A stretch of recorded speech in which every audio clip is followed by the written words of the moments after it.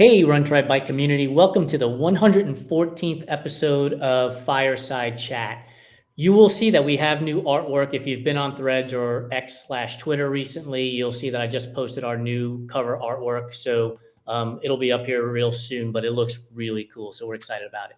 But not as excited as our next guest. Our guest is Cheryl Ann Barnes, who Googled running magazine and found Run Try Bike and submitted her How It All Started feature.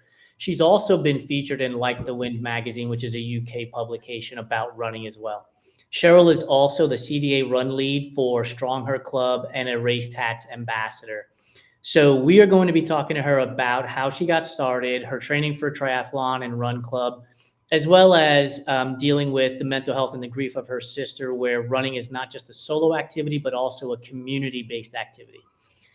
Our show here is live, but will also be on our YouTube channel as well as on our website on Friday, and then on podcast version wherever you get your podcast on Wednesday, July 10th, as part of the Everyday Athlete Podcast Network. So make sure you subscribe, rate, and review our shows.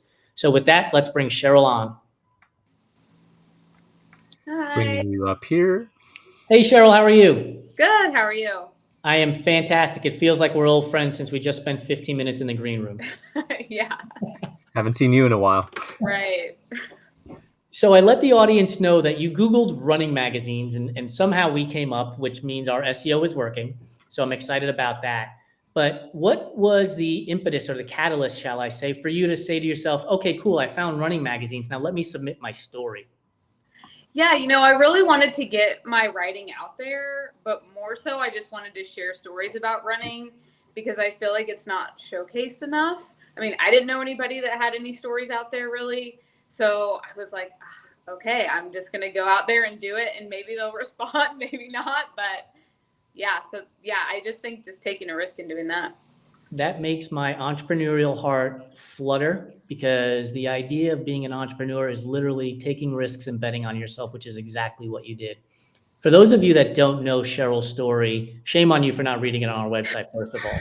But secondly, Cheryl joined a bunch of strangers to run a Ragnar race, 200 miles in Washington, which if it says anything, it says, I'm going to take a risk on myself and let's have fun. So Cheryl, how did it come about that you were able to join this team to participate in the Ragnar relay? Yeah, so I was just putting in, I was captain of Spokane to Sandpoint relay race. So it's from Spokane, Washington to Sandpoint, Idaho. And I needed runners, so I just started putting stuff out on Facebook. And I had a girl email me and then say, hey, if you want to join my Northwest Passage Ragnar, I will come to your Spokane to Sandpoint. So that's how we met. And then she lives like an hour away from me. Turns out that we grew up in Missouri, about 3 hours away from each other, which is super crazy. So yeah, that's how it came about, just through Facebook. Are you still in touch with the team that you ran with? Oh yeah, we're doing a relay. We're doing Mount Rainier in August. So cool. Yeah. How cool is this? Look, people, listen to Cheryl's story. She took a risk. She put it out there. She found some people, and now she's got lifelong friends who now they're going on additional adventures with. And isn't that what life is all about? Just going out on adventures and seeing what it brings you. So tell me, what was the funniest thing that transpired during your 200-mile trek with your newfound friends? Yeah, well, I got lost on one of my legs. So that was really embarrassing. And they sent out a medic for me. So I must have been gone for quite some time. And then they went ahead and had the next runner go. And I came back and I'm like, what the heck is going on? And I was way off course. Yeah. I've never done that before in my life. It said no runner ever. Oh man, that's wild. I can't even imagine what you were thinking and what was going through your mind at that point. Yeah, I mean, I thought I was right on track. And then everybody was like, where are you at? And I'm like, well, my pace isn't that bad. I'm coming. And then they're like, we're over here. And I'm like, I'm getting there. And then I realized there wasn't a lot of other people around. I'm like, maybe I'm off course. And then I saw the medics and they come around in their truck and I'm like, I'm good. So no panic set in? You were just like, yeah, I'll figure it out? Yeah, kind of. I was a little panicked when I got there and met the team, but after like my third leg, I was okay. Okay, but you weren't panicked while you were lost, or were you? No, because I didn't know I was lost. Yeah, I thought I was right along with everyone else. Yep. I was gonna say, like, you must have ice in your veins if you're like, yeah, I'll just go join these strangers to run and I won't panic while I'm lost out here in the middle of nowhere. Yeah. Well, well, first off, I got to give you kudos for not panicking in that situation. Secondly, I want to like take a step back and touch up on like something that Jason mentioned, like finding your community with these people in this relay, strangers, somebody you knew 3 hours away, and like now you guys are in touch, and now you're doing a relay together in August. It reminds me of a conversation that we had in the green room, and a conversation we had, when we were chatting yesterday. But real quick before I get to that, we have to ask you the important icebreaker question. Okay. This will determine whether I even ask you this question or I hand it over to Jason. So it's very important. Are you ready? I'm ready. Pineapple on pizza, yay or nay? Oh, totally. Yes. Oh, let's go. Absolutely. Let me go find Cheryl Ann Marie on Instagram and block and report her for spam. Well, I'll be fair to Jason. Just pineapple, or do you put another topping? Oh, it has to be Canadian bacon and pineapple. It can't just be by itself. That's a little I weird. rest my case. I have this argument all the time. I'm like, you don't actually like pineapple on pizza if you have to add jalapenos or Canadian bacon or whatever else you need to add to it. You really like this combination of flavors, not just pineapple on pizza. Yeah. Okay, so I'll take the 50-50 split on that one. You can stay on the show, Jason. But go. I'm sorry. Go ahead. You were going to say I something. was going to say I'll remove the block from Cheryl on Instagram now. Thank She you. can participate. It'll just be instead of blocked and reported, it'll just be the reported part. But Yeah, that's right. Oh, right. Do their thing. So one of the things that Jason kind of brought up brought me back to a conversation we had, and it brings me back to the run club that you're a part of. And one of the things you mentioned, and that I totally believe in as well, is how when you get out in endurance sports and you run, it kind of strips you of all the other parts of your identity, and you come together and all these people are on the same wave. So talk about your run club and talk about that experience, and how running kind of like brings that similar experience to you as well. Yeah, so it's funny how I got started with this. I'm just a lead for the Coeur d'Alene chapter of the club in Idaho, and the founder is Courtney Red, and she's in Spokane, Washington. So she started the Strong Her Run Club, and then she's got different chapters in different neighborhoods in Spokane, and then she asked me to do the Coeur d'Alene one. However, the way we met was through Instagram, through a runner that I had on one of my relay teams. She just connected with me through there, so that was really cool. And it's an all girls, all ladies run club, which I feel like is not super prevalent around here. So it's super nice to kind of be able to relax in that space as a girl and just know that there's not that judgment. Not that guys are super judgmental, but you're on a different pace compared to guys, and so it's super inclusive. All paces welcome. And it's been a really, really fun ride so far. I've only been doing it for almost 2 months, so it's been really rewarding. What do you find is have you one of the things that we talked about with these run clubs, one besides inclusivity, because you will see in full transparency clubs that say all paces welcome and all people welcome, and it's like a 7-minute mile for everybody. Right.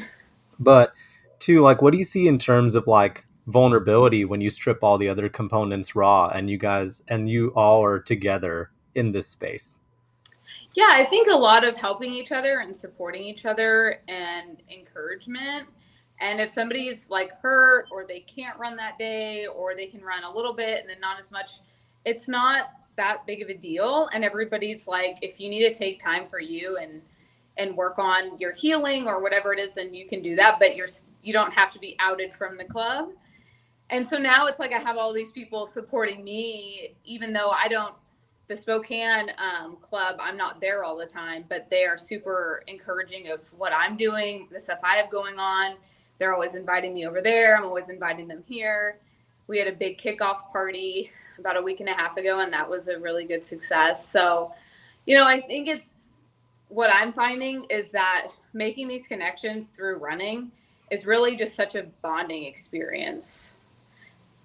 So how does the connections through running help you outside of running? Because I'm always interested in how we can take the lessons that we learn through running. Like, in other words, I can do hard things, right? This 5 mile run I'm about to do, I don't feel good. I don't like it. It's too hot, whatever excuses are out there. And we go and we do it and we have this sense of accomplishment. How do you, through being a run lead, take the things that you're working with the athletes there and then apply it to your life outside of running? Yeah, I think there's a sense of confidence in getting people together. And then it just has ignited my passion for community and bringing people together. And like, I like to get people together and just kind of sit back and watch them mingle and be like, okay, I did that.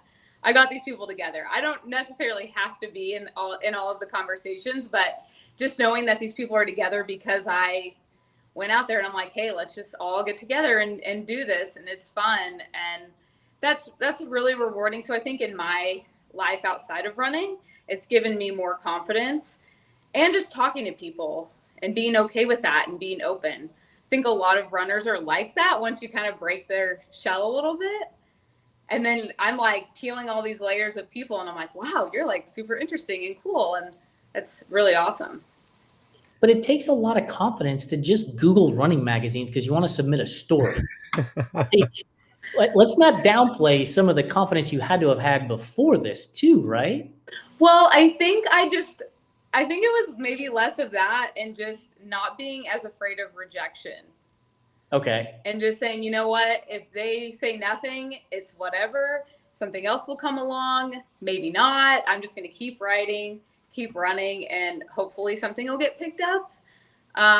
Luckily, you guys were gracious enough to take my story. But yeah, I think it was just that mindset of I don't need to be so afraid of rejection that I'm not going to do something.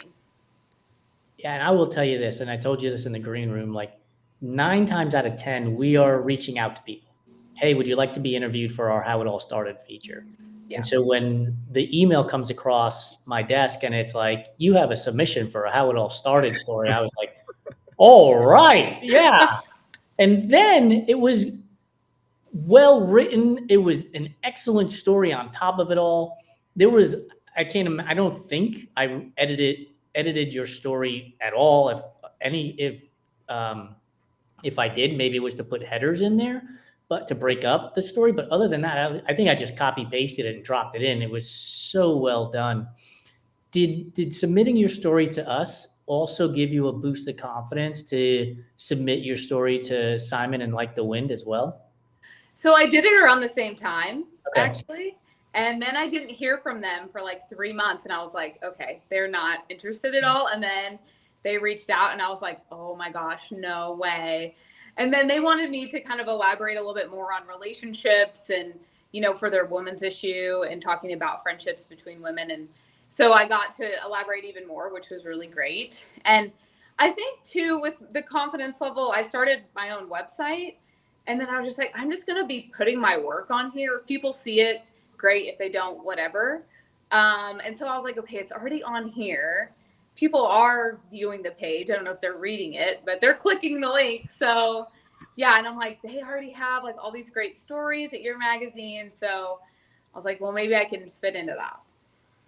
Yeah, I'm glad you brought that up because I do want to touch up on the website because you have the articles and topics that you talk about in running and endurance sports, but you are very much an advocate for being in the outdoors and the power that it has to like uh, to like help you overcome struggles in life, such as mental health and alcoholism. And, for you personally had an experience last year, and running helped you put a perspective on that. So talk about that experience and how running kind of helped you through that.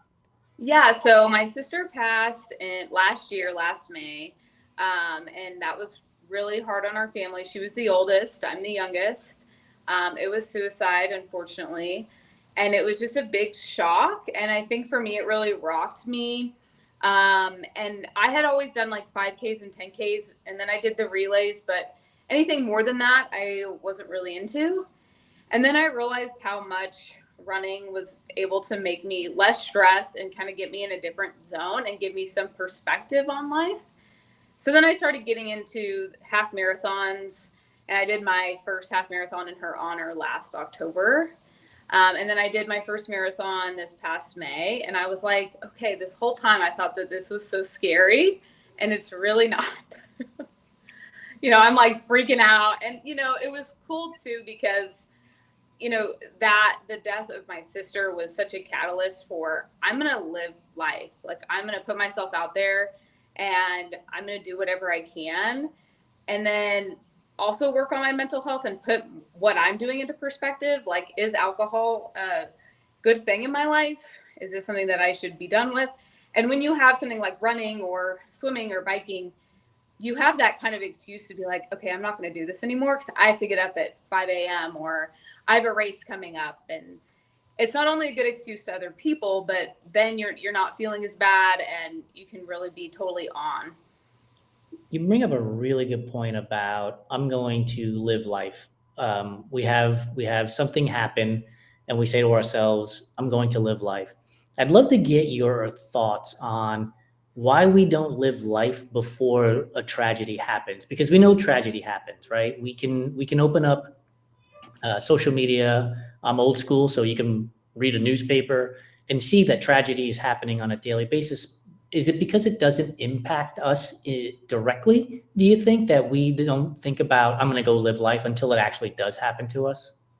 Yeah, I think at least for me, I was kind of in a shell. And when I moved from Missouri to Idaho over 3 years ago, I was still had a lot of anxiety, but I was trying to put myself out there. But it wasn't really until, the death of my sister that I was like, okay, this is not okay for me to just sit here and be comfortable not putting myself out there because I don't know what tomorrow's going to bring. So, I think that we're stuck in this comfortability and it's hard to get ourselves out of that.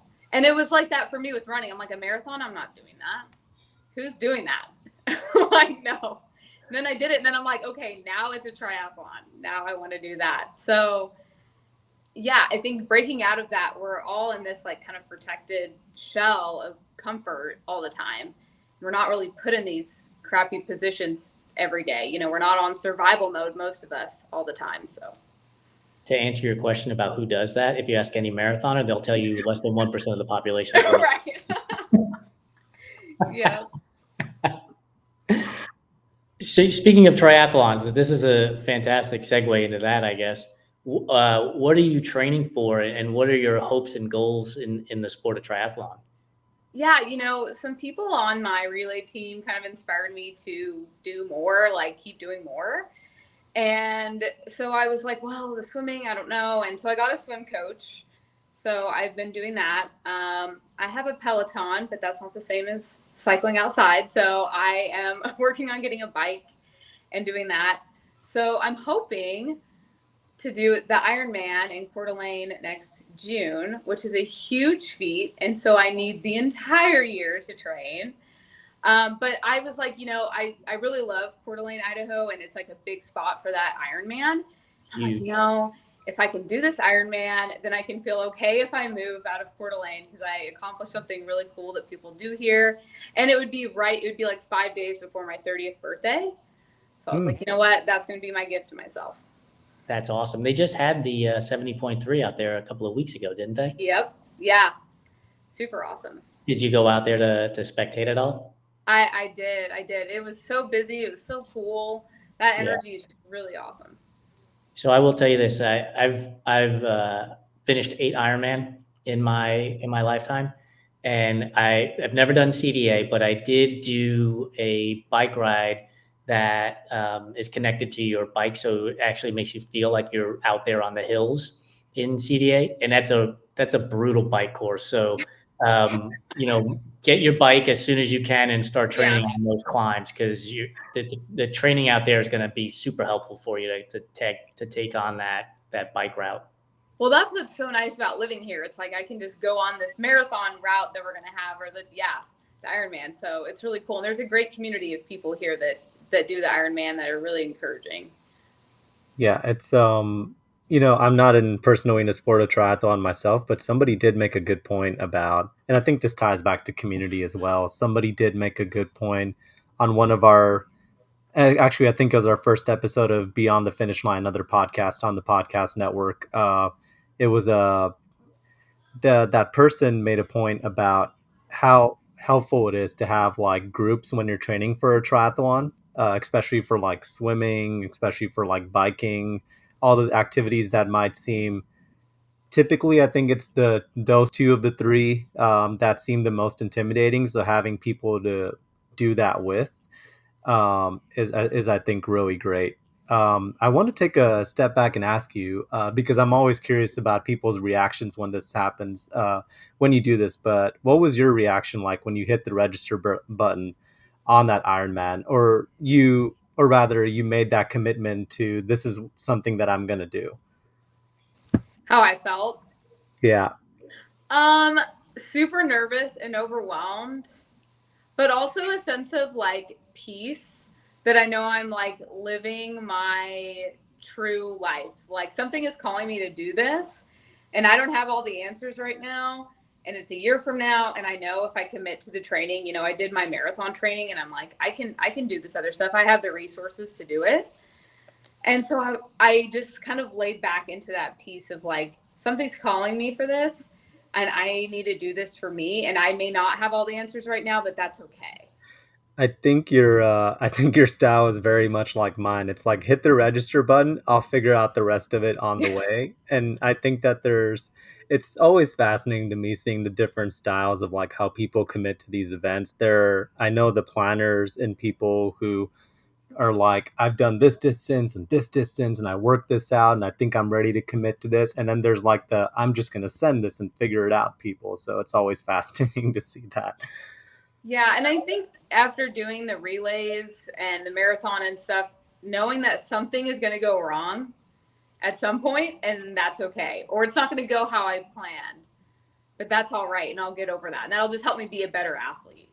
It's so funny, Ohm, because I'm thinking to myself, we talked about ice in Cheryl's veins earlier, like this idea, I'm just gonna just register and figure it out. Like, for me, that just would not work. Like, I remember when I registered for my first Ironman, I was beyond nervous and anxiety riddled and stressed and everything else, any other word you can conceive of, that was a negative word, right? And it just took experience. Okay, I made it through my first one. I can register for my second one. Okay, I made it through the second one, so on and so forth. But the anxiety of it all was like, oh no, I'm not doing this. I remember being asked by friends to do a 100-mile, and I was like, not a chance, man. Like, why would I ever do that? And they were like, oh, we're going to do this 50-miler instead. And I was like, okay, I can process a 50-miler. And then wound up, racing 100-milers.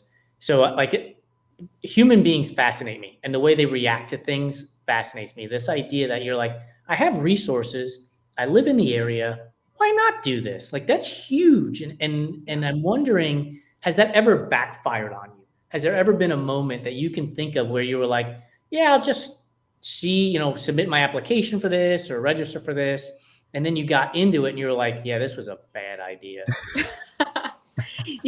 Whenever I decided to be captain of Spokane to Sandpoint relay, I had it all wrong. I did not know how relays worked. I thought I knew from what I read. I had no idea.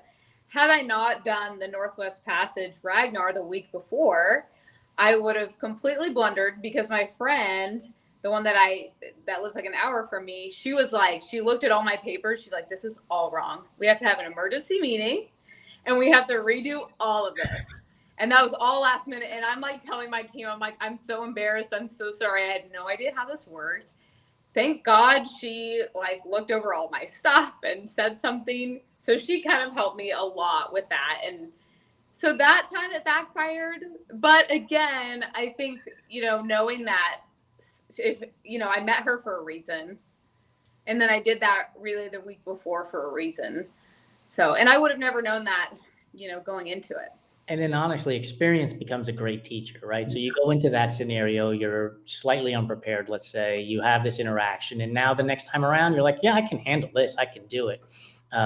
I remember, like, again, I've run 800 milers and I've always had pace charts and all kinds of stuff.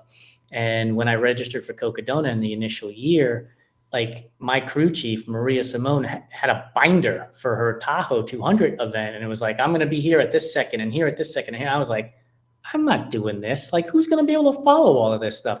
Just figure it out while we're out there. 5 days of running around the state of Arizona, I was willing to risk it all in a sense. But meanwhile, like doing an Ironman, I was like, what are all the data points? Where are they? I find that so funny because you are very much the all gas, no brakes person, that you would be the meticulous planner. And I'm very much like the slow and steady, but my plan is I will figure out a plan. And I think the Tahoe 200 I did was probably the most planning I've ever done. Work out. Cheryl, are you when you get to the starting line, are you the kind of person who has a strategy in mind already? Or are you like, I'm going for it, and if my fitness, let's say you're racing a marathon, if my fitness gets me to mile 20, cool. But if it gets me all the way to the finish, even better. What is your race strategy mentality? I get so like nervous at the at the start line. I'm like, oh my gosh. Then I'm like, I have to pee, but it's too late to go pee. I can't do it. And then I'm like last minute, like pulling up the map and I'm like, what's going on? Where are the porta potties? And now I need to know. And I didn't think I needed to. So I get really nervous at first. And then, that energy, like the very beginning of a race, and then everybody kind of starts taking their own pace. I love that energy, but it makes me super nervous at first. Then I just settle in and let go of that. Man, that nervous energy is the firecracker for me. Like as soon as that gun goes off, I am gone. Like let's just go and we'll figure out the rest of it later. And it's probably why I have DNFs in my history is like, look, I had enough fitness for 20 miles of a 26-mile run. Okay, it happens. Have you experienced any DNFs in your racing history? No, I haven't. I would like to do an ultra at some point, and I'm sure I'll DNF at some point. But I think another thing I was going to bring up was seeing other people just bring that up. The fact that you were even like, I DNF'd. Like, then I'm like, okay, like if I DNF, it's not the end of the world. And people aren't calling me being like, you didn't finish. What the heck?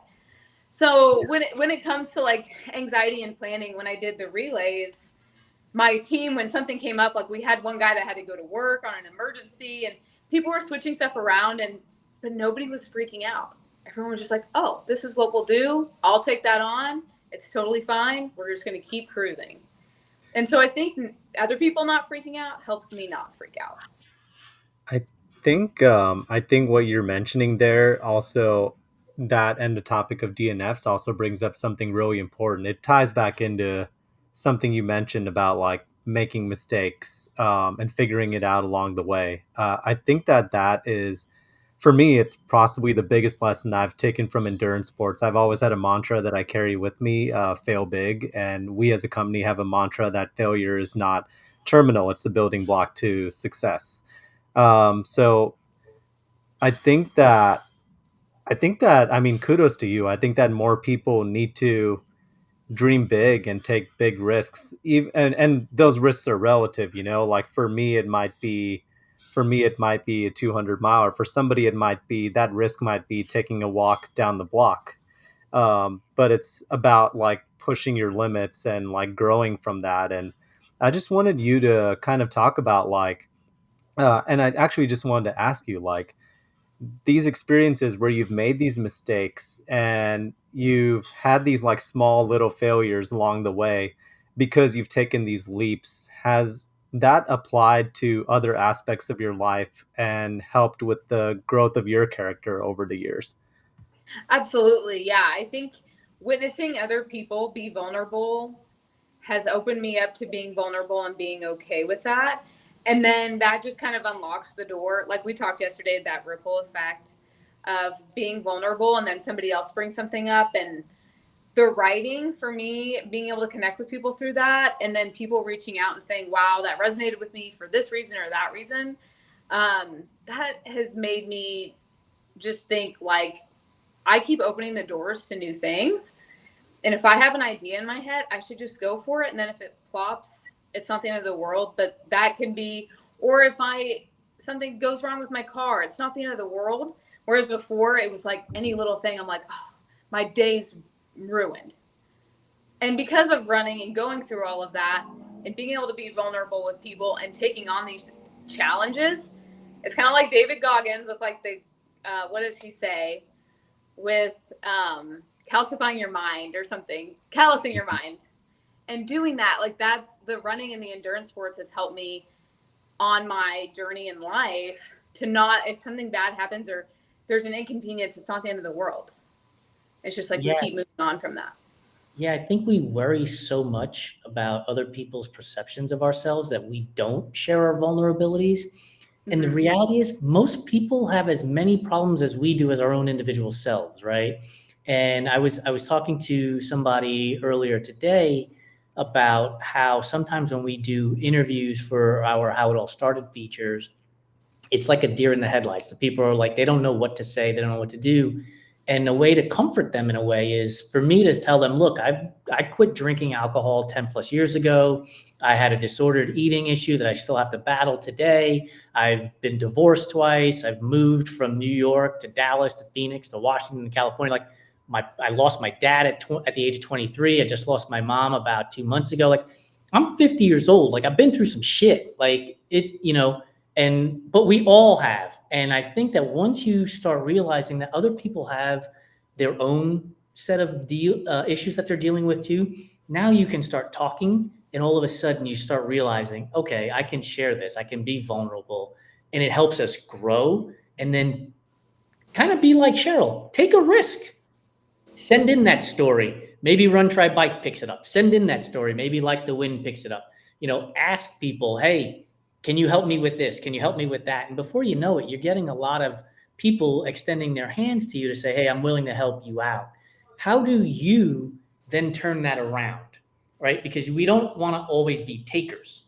How do you turn it around and become a giver outside of being a run lead, which is huge, by the way? What other things are you doing, and helping people with, and how do you help them?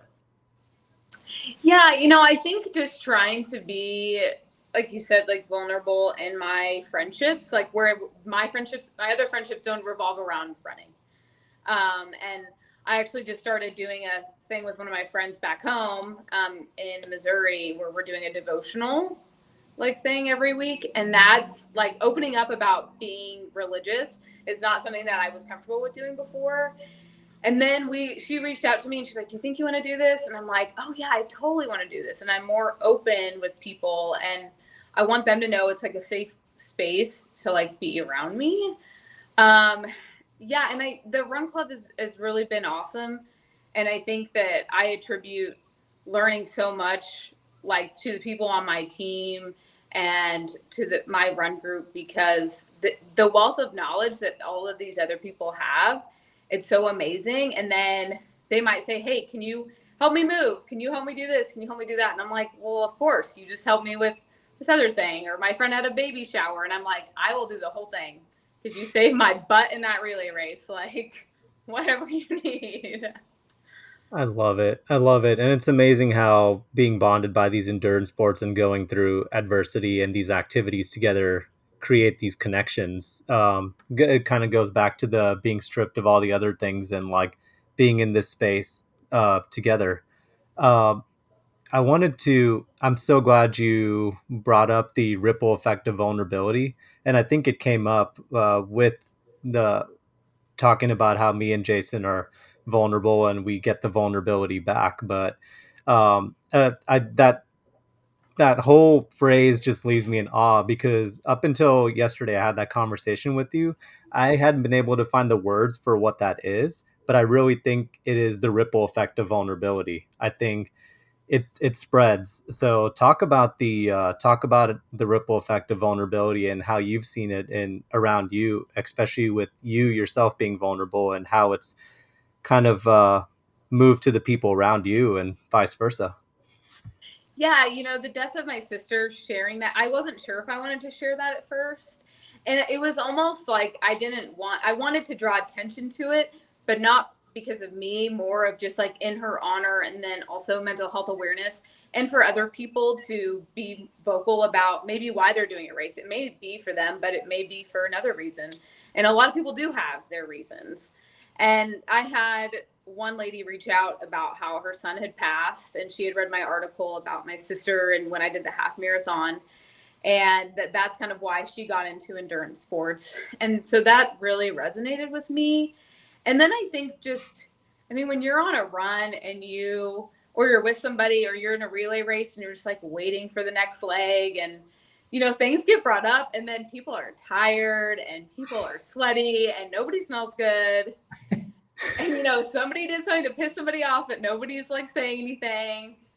Then you get into these really in-depth, like kind of intimate conversations, because you're in these like physically vulnerable positions, and you see people kind of at their worst at times, like when they get hurt or something bad happens, or there's an emergency, a family emergency, something like that. And being able to just talk about something is so relieving to somebody and it may not be somebody I'm super close to, but just being able to be like, yeah, my sister passed and it was suicide and it was really hard. And then somebody else is like, wow, that, my brother passed from that, or my dad, or whatever. And then you're like, I'm not alone. And I think that's the big thing, is like knowing we're not alone in this world. And I think COVID made everybody so isolated, and people kind of got in their head. I mean, I definitely did. So knowing that we're not alone, and there is somebody that has gone through something, if it's not the exact thing, it's something similar. So yeah, that feeling of breaking out and being able to connect, that is such a big part of why I'm passionate about running now.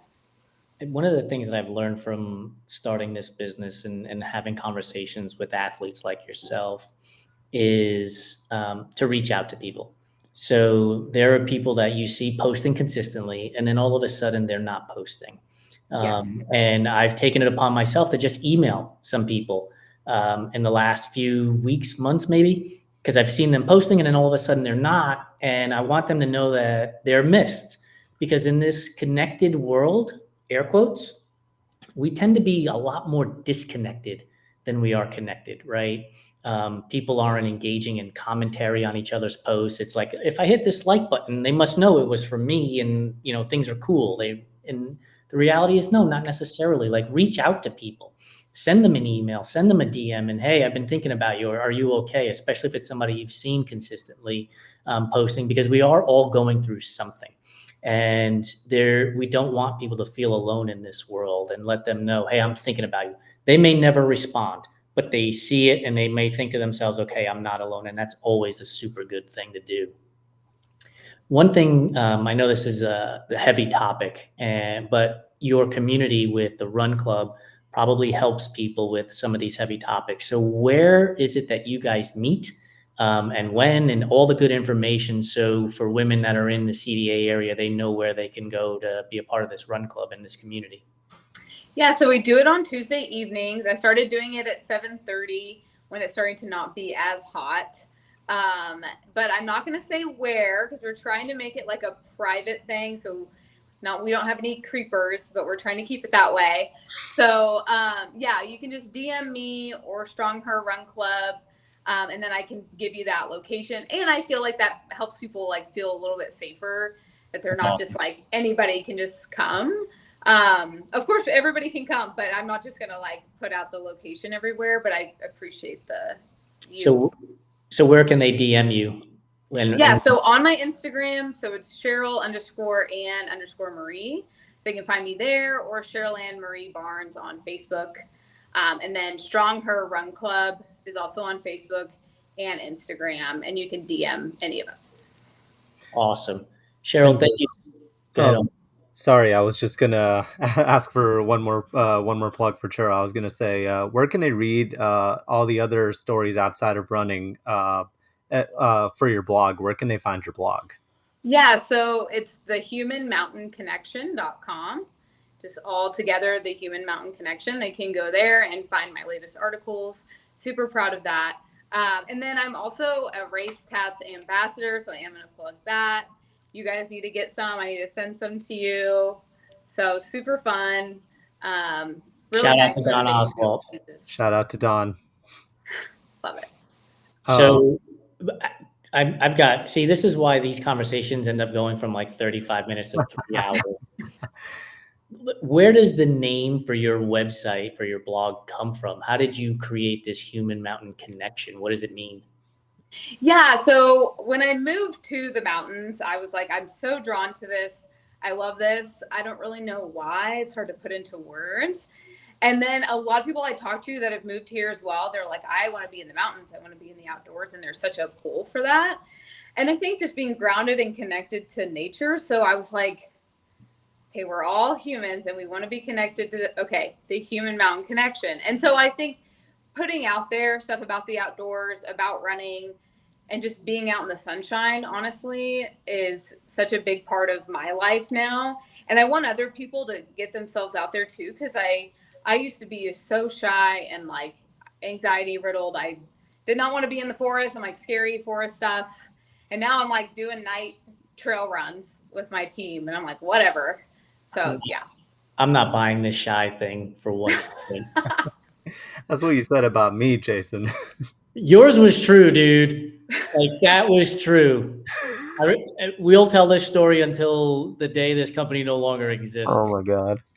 I met Ohm at Coldwater Rumble a number of years ago. Had been exchanging emails with him, and I go to shake his hand, and it was like, you know, the cliche was like a dead fish. It was like a dead fish. I was like, man, this guy comes across a lot more confident in his emails, and this is a terrible handshake. But now here we are a few years later. He's the co-owner in the business. He's had some amazing ideas like this Fireside Chat that has, you know, put us on the map a little bit more in terms of followers and audience size. But I will never forget that day, dude. Never. Oh man. No, I do want to ask Cheryl another question though, because the way you talked about the Human Mountain Connection, is that one of the reasons why one of your most recent Instagram posts is they asked me why I live in Idaho and here's why I live here? Yeah, you know, nobody wants, or a lot of people in Idaho are like, don't come here. It sucks, you know, because they don't want everybody moving here.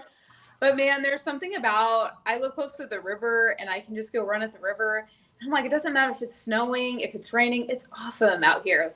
Just yesterday, I was out running and then there was a rainbow. It totally poured down rain on me. And then I watched a bald eagle get a fish out of the river and come out. And I'm like, this is amazing. Like, this is, some days there's nothing cool, but today was amazing. Like, you know, that's what it's all about. And that's awesome. That's more proof that being present is paramount to living life, like being present.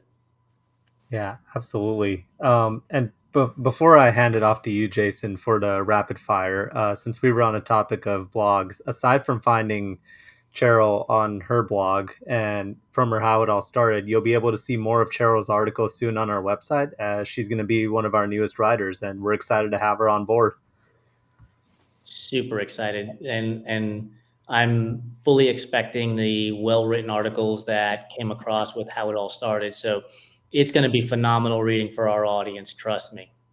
So Cheryl, are you ready for our rapid fire questions? I guess not. She's like, yeah, thanks for the plug on the show. Goodbye. Let's see if we can get her back. Well, she was having issues earlier, so I think that she'll be back in a minute here. I have the video up on. There we go. I have the video up on my phone and Instagram. I could see my reaction when she drops out. That was so funny. He's like, "Are you ready for the rapid fire?" You're like, "Nope, I got my plug. I'm out of here."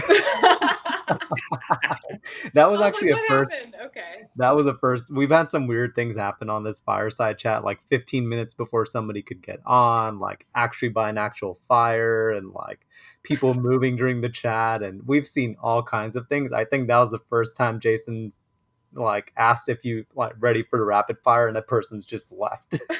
And the best part was the timing was perfect. It was like comedic So writing. that might just have to be the reel for this show. Get Yeah. people going, what? Create some drama. All right, here we go. Oreos. Are you a fan of Oreos? 100%, yes. So are you the old school, a double stuff, this atrocity called Thins, or this major atrocity called Cakesters? No, I am old school with the regular ones, and then take the top off and then make the double stuff myself with another cookie. That's actually the most clever answer I've heard. I can't even be mad at that. Are you a dipper? Do you dip in the milk, or you I just don't eat like milk that much, so no. Good for you. You know, buy them, or an ice cream. Oh, Is there a flavor outside of the original that you're like, yeah, I can deal with that one? the golden ones are great. How are they any different? Is it taste vanilla-y? I don't know. It's not as chocolatey, I guess. Okay. Yeah. Are you a fan of licorice? No. Good. That's an easy one. Peeps. Are Oh Peeps? God, no. Do you guys like Best peeps? answer ever. Oh, not a chance. They are an abomination to my taste buds. They're only good for peep jousting. Yeah. Do you know what that is, Cheryl? No. So we were told that if you put toothpicks in the beaks of the peeps and then put them in the microwave, and as they spin around, like the beaks joust with the toothpicks.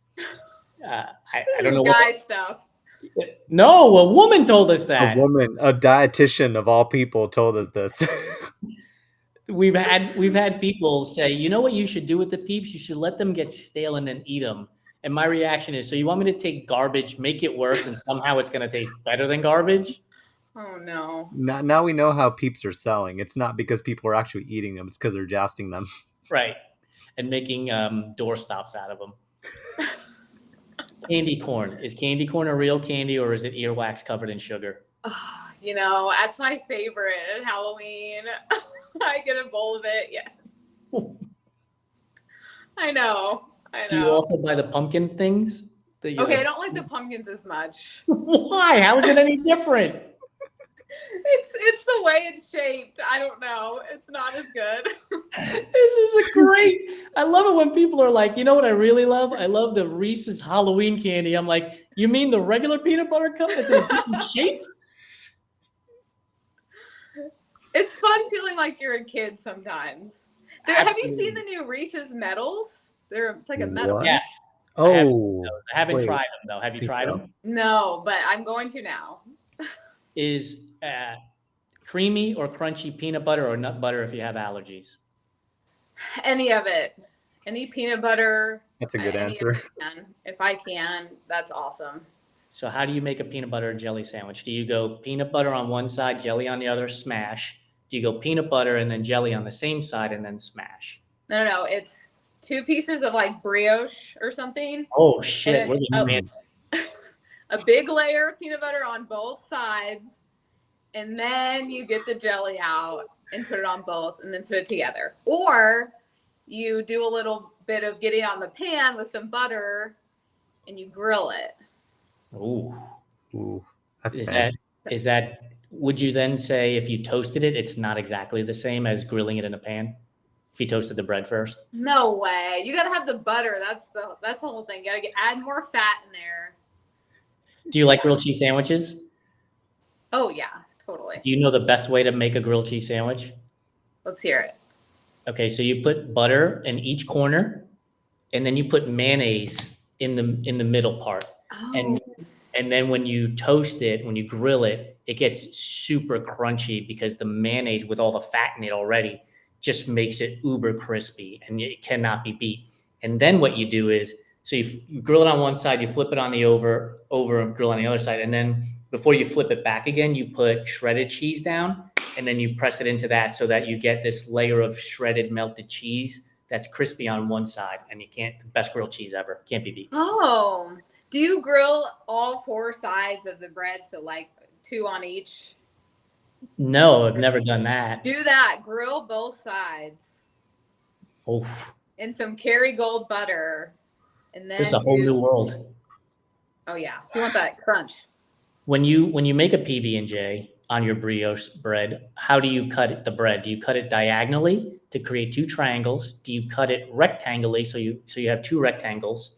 Or do you cross hatch so you end up with 4 triangles? Or do you cross so you end up with 4 squares? You know, if it's me and somebody else, and then I always put more peanut butter on mine, so then I do it diagonal, and then I'm like, I'm the triangles and you're the square or the rectangles. Now, if I'm at home, then I like to like do it in like 4 pieces because that's fun. To then have you feel like you have more when you. Yes. Thank you. Yes. I cut it into 4 triangles and then I eat it with my pinky up. So I'm super fancy as I'm eating my peanut butter and jelly tapas. I love that. Red velvet cake. Is red velvet a real flavor or is it just chocolate cake dressed up to go to the prom? It's dressed up. Yes. I'm not a fan. No. Yes. People will always say, oh, but the cream cheese frosting. I'm like, go get carrot cake. It's better. Carrot cake is, oh man. Yes. Yeah. Do you like raisins in your carrot cake? I like raisins, the nuts, whatever, coconut, add it all. Have you ever had pineapple in your carrot cake? I haven't, but I would totally do that. Yeah. Right along with my pineapple pizza and Canadian bacon. Yes. Thanks for the tie back. So I had Jennifer Comfort on our Fiery Embers last week, and she was like, so do you actually like pineapple or do you hate pineapple? And the reality is I love pineapple. I just don't want it on my pizza. Like I will eat, go get me a jar of Dole or slice it fresh. And I love pineapple. I just don't want it on pizza. It's amazing how many people try to get a rise out of him. Like there will be posts that are not even related to food where somebody would be like, but what about pineapple? Yeah. Just to get a rise out of Jason. It's amazing how this has become a thing where people are sending us pictures of the pizza that they're eating. It's fantastic. What you need to do is somebody needs to trick you and put the pineapple underneath the cheese. Somehow. Only if they want to lose a friend. This guy watched me eat cheeseless, saucy bread with pineapple and olives at an aid station in the middle of a 200 with my dirty hands. It was awful. It was awful. I feel like when you're desperate, I don't know, it doesn't matter. He would have been better off just licking the pavement in front of him. Food hits different on the trail when you're running. It really does. That got me going again. What's your favorite flavor of ice cream? Oh, that's so hard. I mean, I like cookie dough or sea salt caramel, something like that. Oh my goodness. I'm going to interrupt you. You are my new favorite person because you pronounced it caramel. Yes. That's how it's supposed to be. Caramel. I don't know. People who are wrong. Totally me. I've been saying caramel my whole life until I found out it was caramel. Yes. I love it. The other day, or it wasn't the other day, it was a few months ago, there was a guy walking out of the grocery store. He had 1 pint of gelato in one hand and another pint in the other. One was coffee mint gelato and the other one was mint chip gelato. And I just said to him as we were leaving the grocery store, I said, not all heroes wear capes. And he looked at me, he's like, what? And I was like, anybody who goes into the grocery store and walks out with 2 pints of gelato and those flavors and nothing else, you are a superhero, my friend. Somebody at your house is going to be really happy. What's your favorite candy bar? Ooh, Reese's. Yeah, it's Reese's. Mm-hmm. Christmas tree, jack-o'-lantern, regular. Give it all to me. It's bad. And then making s'mores. I just made s'mores with it yesterday. You got to do the Reese's s'mores. More people don't know about that. No, it sounds fantastic. Pumpkin spice or apple cider? Oh, both are great. Both. No, they're not. Got to pick one. You only get to have one variety of food for the rest of your life. Are you going all savory or all sweet? All savory. Yeah. My sweet phase has faded. I used to be like really big into sweets, and then endurance sports, I'm like, get that away from me. Give me the salt. Like I need a salt shaker with me everywhere. There's nothing that hits better than having crunchy potato chips in the middle of a race. Like it just hits so good. Yes. Chocolate chip cookie or oatmeal cookie? Oatmeal raisin. Yes. Yeah. Yeah. Pop-Tarts, frosted or unfrosted? Frosted. Who's doing unfrosted? Look, they're selling them. So the same people that are buying candy corn, right? It cracks me up. It feels like the last 5 people who have said frosted has always ended with who does unfrosted, and I love it. I don't know how that's popular. If you're going to get soft serve ice cream, do you get chocolate or vanilla? Vanilla, but I don't feel like soft serve is real. If you're gonna do it, like do the real stuff. Give me the pint and a spoon. I don't need a bowl. Last I used one. to work at Dairy Queen, and I'm like, is it real? I don't know. A lot of air. Yeah. Last one. A tray of brownies comes out of the oven. Are you reaching for the edge or the center gooey piece? The center. Mm-hmm. Are you a person who puts nuts on the top of their brownie? I want like a whole thing of caramel and the nuts and all the stuff. Ooh. Yeah. What about ice cream? Totally. Are you a coffee fan? Yes. Okay, so I've given you the recipe for the best grilled cheese. So I'm going to give you the recipe for the best way to enjoy a brownie and ice cream. Put the brownie in the bottom of a mug, put a scoop of coffee ice cream on top of that. And as you're eating it, it tastes like a mocha. And then basically as the ice cream melts, you end up with essentially a mocha affogato when it's all said and done. And Ohm likes the answer because he just flashed his light. Like, that's a really good one. I had to flash my blinkers for that one. Cheryl, thank you so much for joining us. It was a blast. I cannot wait to have your writing on our website so that our audience can read how good you are at telling a story. And for those of you who are interested in Cheryl's story, this show will be on our website on Friday, which will be July 5th. It'll be on our YouTube channel as well. And then on July 10th, it'll be on podcast form on Amazon Music, Apple Podcasts, Spotify Podcast, iHeartRadio, and YouTube Music. But go to runtrimag.com, search for Cheryl. You'll see her story about how she joined a bunch of strangers to complete a 200-mile Ragnar relay. Cheryl, thank you so much for your time. Enjoy your evening. I think Run Club is today, so hopefully you have a good time with your Run Club, and we'll see you soon. Awesome. Thanks. So honored to be here.